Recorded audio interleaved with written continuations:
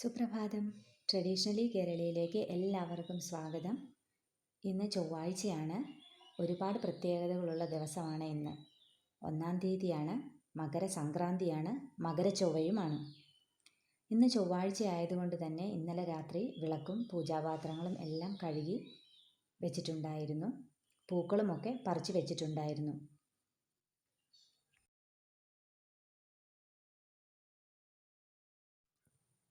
ഞാൻ എല്ലാ ദിവസവും വിളക്കുകൾ കഴുകിയെടുക്കാറില്ല. എല്ലാ ദിവസവും തുടച്ചാണ് എടുക്കുന്നത്. തിങ്കളാഴ്ച വൈകിട്ടും വ്യാഴാഴ്ച വൈകിട്ടും മാത്രമാണ് വിളക്കുകളും മറ്റ് പൂജാപാത്രങ്ങളെല്ലാം കഴുകിയെടുക്കുന്നത്. ബാക്കിയുള്ള ദിവസം വിളക്കുകളെല്ലാം തുടച്ച് പുതിയ എണ്ണയും തിരിയും ഇട്ടാണ് എടുക്കുന്നത്. രാവിലെ വിളക്കുകളെല്ലാം ഒരുക്കി പൂജാമുറിയും വൃത്തിയാക്കി വിളക്കുകളെല്ലാം കൊളുത്തി. ആദ്യം വെളിയിലാണ് വിളക്ക് കൊളുത്തിയത്. അതിനുശേഷം അകത്തെ പൂജാമുറിയിൽ വിളക്ക് കൊളുത്തി ദീപപൂജ ചെയ്തു.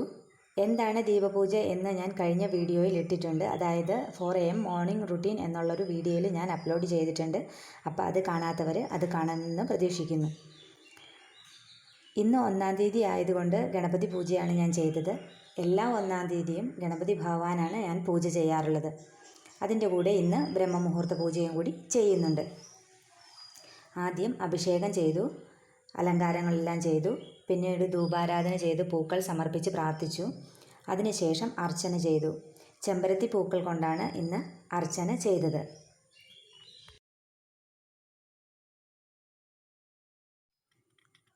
ഗണപതി ഭഗവാനുള്ള അർച്ചന ചെയ്തു കഴിഞ്ഞതിന് ശേഷമാണ് ബാക്കി എല്ലാവർക്കും ധൂപാരാധന ചെയ്തതും പൂക്കൾ സമർപ്പിച്ചതുമൊക്കെ.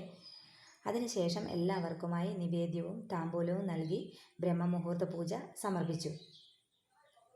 അത് കഴിഞ്ഞതിന് ശേഷം ഭഗവാന് വേണ്ടിയിട്ട് കൊഴുക്കട്ടയും പിടിയും എല്ലാം ഉണ്ടാക്കി ശർക്കരയും തേങ്ങയും എല്ലാം കൂടി നിവേദിച്ചു.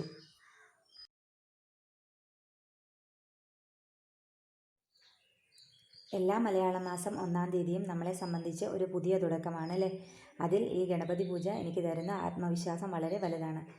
ഗണപതി ഭഗവാന്റെ ഫോട്ടോയോ വിഗ്രഹമോ ഇല്ലാത്തവർക്ക് മഞ്ഞൾ ഗണപതിയെയോ ചാണകം കൊണ്ടുള്ള ഗണപതിയെയോ ഉണ്ടാക്കിയിട്ട് പൂജകൾ ചെയ്യാവുന്നതാണ്. പിന്നെ പൂക്കൾ എടുക്കുകയാണെങ്കിൽ ഗണപതി ഭഗവാന് തുളസിയില എടുക്കത്തില്ല. തുളസിയില ഭഗവാന്റെ ഒരു പൂജകൾക്കും എടുക്കത്തില്ല. ബാക്കി ഏത് പൂക്കൾ വേണമെങ്കിലും നമുക്ക് പൂജയ്ക്കായിട്ട് ഉപയോഗിക്കാവുന്നതാണ്.